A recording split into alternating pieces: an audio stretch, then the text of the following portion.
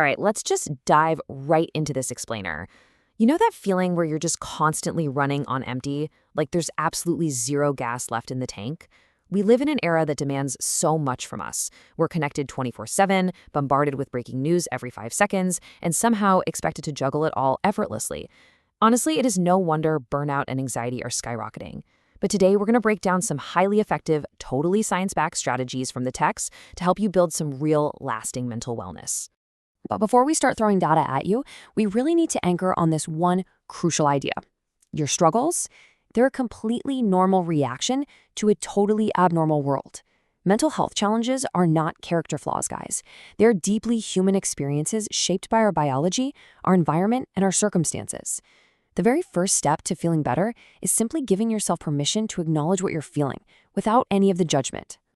To make this whole thing digestible, we're going to break it down into 4 main areas: the modern anxiety epidemic, the mind-body connection, reclaiming your mental space, and finally, building emotional resilience.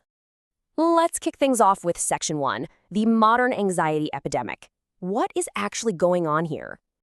Well, get this. The World Health Organization points out that 1 in 4 people will deal with a mental health condition at some point in their lives. 1 in 4.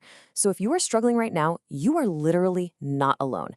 Now, despite these massive numbers, millions of people still suffer in silence because of the stigma around it. But the sheer volume of people affected tells us this is a widespread, systemic issue, not some sort of personal failing. And the biology behind this is absolutely wild. Think about it. Back in the day, an evolutionary threat was, running for your life from a hungry lion.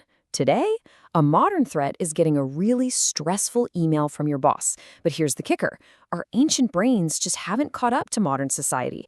They trigger the exact same intense fight or flight response for that angry email as they do for a physical predator, completely flooding your body with adrenaline and cortisol. Now, I want to be clear here. Not all stress is the enemy. We've got eustress, which is positive stress. It's that good, motivating feeling that gets you fired up before a big presentation or sharpens your focus when you're tackling a challenge. But then there's distress. That is the chronic, unmanaged stress. And it is exactly what leads to the profound emotional depletion and cynicism of modern burnout. It builds up so slowly, often in the people who care the absolute most, and just erodes our mental health over time.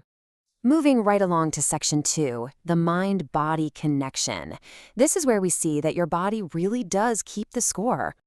Okay, so our physical body and our mental state are in constant two-way communication through the autonomic nervous system. The problem is chronic stress locks us into a sympathetic fight-or-flight overdrive, which completely depletes us. So our primary goal when managing anxiety isn't just trying to force ourselves to think happy thoughts. It's to actively strengthen the parasympathetic nervous system, which is our rest and digest response that actually promotes healing and calm. So how do we manually hit the brakes and signal safety to the brain? One incredible tool is box breathing. It is super simple. You just inhale for 4 counts, hold it for 4, exhale for 4, and hold for 4. Doing that 4 times rapidly shifts your nervous system right out of distress. It's basically a powerful physiological reset button that you carry around with you everywhere. And taking that body connection a step further, the emerging science of nutritional psychiatry is a total game changer. Did you know your gut is basically your second brain? It produces around 90% of your body's serotonin. Feeding your gut microbiome directly impacts your mood regulation. Omega-3s from fatty fish and walnuts support brain structure and reduce depression. Fermented foods like yogurt feed the good bacteria that lower anxiety. And leafy greens, they provide the folate necessary to actually produce those neurotransmitters. Literally, what you eat fuels how you feel. And of course, we can't talk about biology without talking about sleep. It is a non-negotiable foundation. Without fundamental sleep hygiene, sleep deprivation becomes a massive anxiety amplifier. Think about it. Going to bed at the same time regulates your circadian rhythm. Dimming the light stops blue light from suppressing your melatonin. Cutting caffeine in the afternoon is huge because it stays in your system for hours. And that morning's sunlight, it anchors your internal clock so you actually feel tired at night. All right, shifting gears to Section 3, reclaiming your mental space. It's time for the digital detox. We live in a crazy attention economy right now, and the average person is spending over 6 hours a day staring at screens. 6 hours. Our devices are literally engineered to keep us hooked, using the exact same psychology as slot machines. It's a staggering amount of time. And it's a habit that fuels comparison, wrecks our precious sleep architecture, and keeps our nervous system humming in a constant state of low-grade threat because of all the doom scrolling. Our brains were simply not built to process this much continuous, highly stimulating information. To fight back, the text lays out a super actionable framework for shifting from compulsive consumption to intentional digital use. You start by auditing your usage. Fair warning, the reality is usually a bit of a shock. Next, create physical boundaries, like making your bedroom or the dinner table completely phone-free zones. Stop reacting to every single buzz by turning off those non-urgent notifications. And finally, realize that reaching for your phone is usually just a craving for stimulation or an escape, so find a healthier alternative to replace that habit.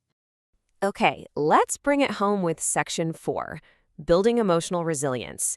Here is the 30-day plan. Resilience gets a bad rap sometimes. It's not about being a robot and avoiding pain or never feeling stressed. It's actually a completely learnable set of skills based on 5 core pillars that help you bounce back from adversity. It's about knowing your triggers, managing your emotional responses, challenging unhelpful thought patterns, relying on your social support system, and connecting with a much deeper purpose. For example, if you need to build emotional regulation right in the heat of a stressful moment, try the 5-4-3-2-1 grounding technique. You just name 5 things you can see, 4 you can touch, 3 you can hear, 2 you can smell, and 1 thing you can taste. This brilliantly disrupts the threat response in your brain by immediately anchoring your senses in present reality. It stops an anxiety spiral dead in its tracks. And when you look at this 30-day plan, you can really see how these little actions stack up week by week. The genius here is that it prevents you from getting overwhelmed by focusing on just one theme at a time. Week 1 is all about foundation, awareness, and rest. Week 2 tackles your thoughts and emotions. By week 3, you're layering in body movement and nutrition. And finally, week 4 is all about connection and finding meaning. It's about building momentum, definitely not striving for perfection. Ultimately, it all comes down to this incredibly powerful idea. True mental wellness is about building up your inner resources. Look, there will always be rough days, complex situations, and stressful emails. The storm doesn't always stop, but you absolutely have the power to build the calm within it. So, what's it going to be? Whether it's trying out that box breathing technique the next time you feel overwhelmed, finally kicking your phone off the dinner table, or just taking a quick walk to grab some morning sun, I want to leave you with this one question to kickstart your own journey. What will your first step be today?